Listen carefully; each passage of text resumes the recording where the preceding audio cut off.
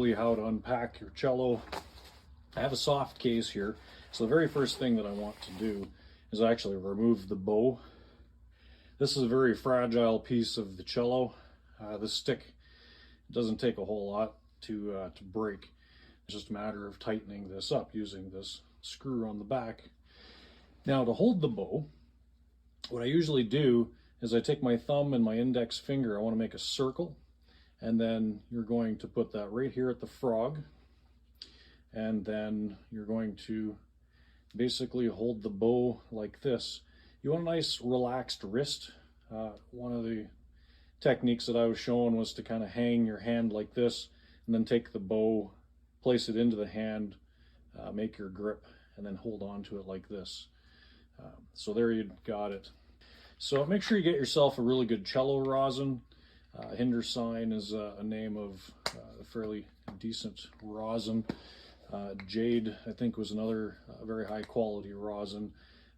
Just don't get those ones that have a violin, viola, cello combination rosin. Those are usually very cheap, really cheap ones that get shipped with these student cellos. And I find you'll be disappointed with the results. In my case here, this is a Petz rosin. It comes from Switzerland. I've found it works really good for my climate. I'm living in a very mountainous region. It's winter time right now, and so this particular type of rosin, this is a really sticky rosin as well. I call it sticky.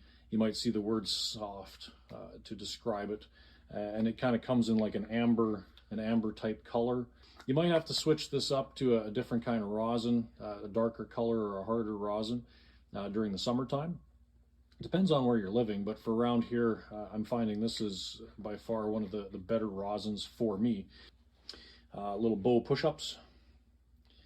These are really kind of great to kind of get everything, to strengthen the fingers and make sure you kind of release all that tension in the fingers.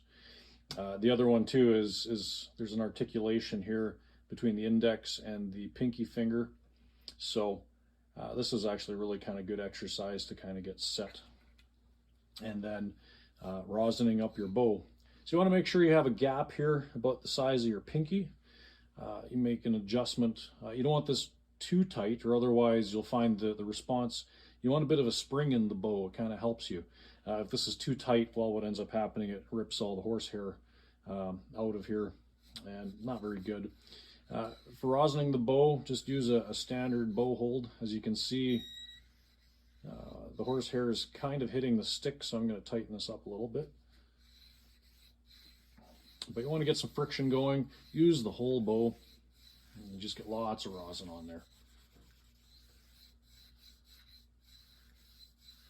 And what you're looking for is you start hearing it singing. But that really tells me I'm getting a really good stick, and will get you really good tone on that cello.